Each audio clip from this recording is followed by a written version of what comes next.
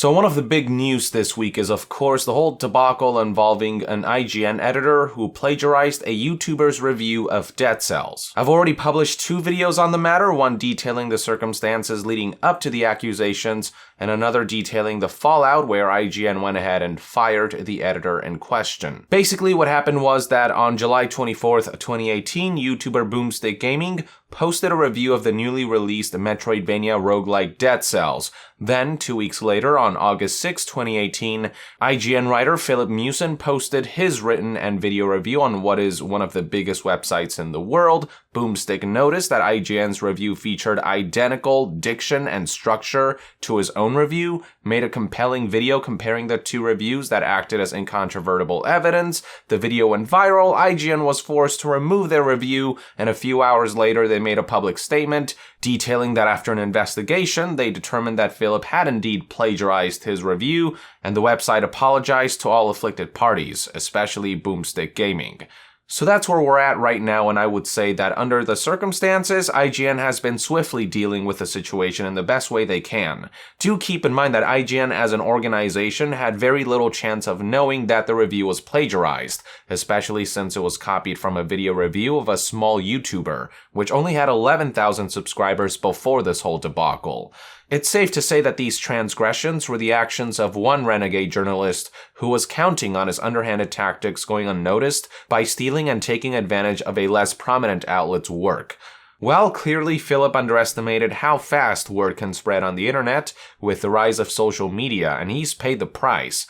Now, one question people have is how IGN intends to compensate Boomstick Gaming for his troubles.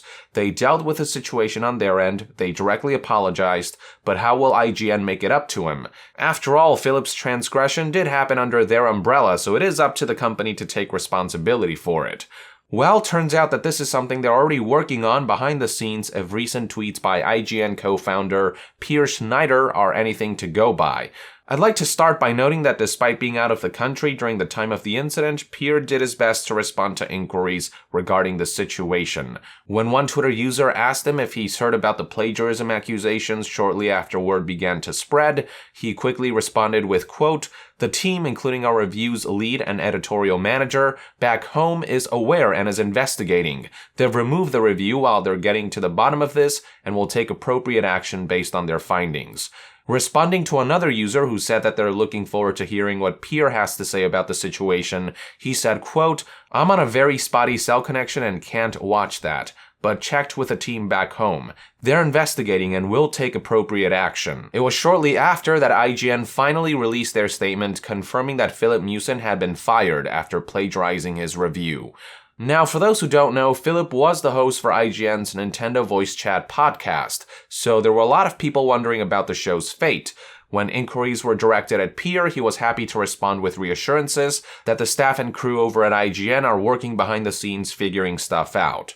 From there, one user asked an important question, wondering if Peer has considered giving the ad revenue from the plagiarized Dead Cell review to Boomstick Gaming, noting that he's working hard to make a living off of video game coverage on YouTube. To that, here's how Peer responded.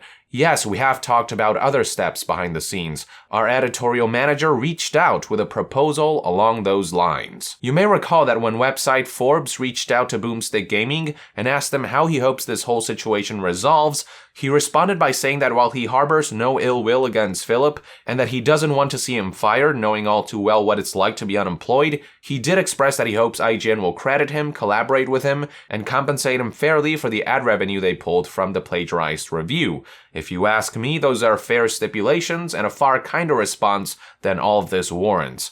And the fact that IGN was quick to reach out to Boomstick Gaming to hash things out and compensate him fairly for what happened is, I think, commendable. Furthermore, Peer, who's essentially the head of IGN, being so active on Twitter and transparent about everything going on, goes to show that he and his company really are doing everything in their power to rectify an unfortunate circumstance of factors they couldn't have predicted or controlled. So, while it's inevitable that people give IGN shit for this for years to come, I do want to give them credit where it's due and say that for this specific unforeseeable situation, they've shown every indication that they're pulling all stops to make this right.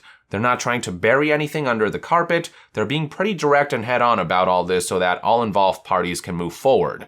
Now, I've seen some people compare this situation to Destiny 2's underhanded attempts at swindling players, talking about how much like Bungie, it's only after IGN got caught that they're expressing humility.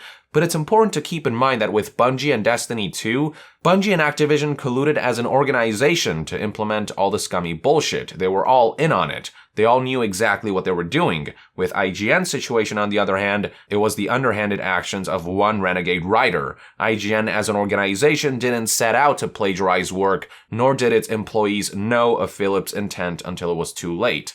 So yeah, I mean, say what you want about IGN, but for this specific instance, I would cut them some slack, especially with how swiftly and transparently they've been addressing the issue. As for Boomstick Gaming, well, he's garnered tens of thousands of subscribers and hundreds of thousands of views from this incident. And adding on top of that whatever compensation he'll receive from IGN, I would say that he'll be able to move forward, having gained quite a bit. In the end, the perpetrator got what was coming to him, and afflicted organizations have done what they need to do to move past all this, so not the worst way to close things off, I'd say. These are just one man's thoughts and opinions anyway. I'd love to hear what your take is on this situation in the comments below. With that, I would like to end this news update. Thank you for tuning in. If you enjoy my content and would like to support this channel directly, consider donating on Patreon. And to be further updated on all things gaming news, reviews, and discussions, stay tuned right here on Young Yeah. I'll see you guys next time. Young out.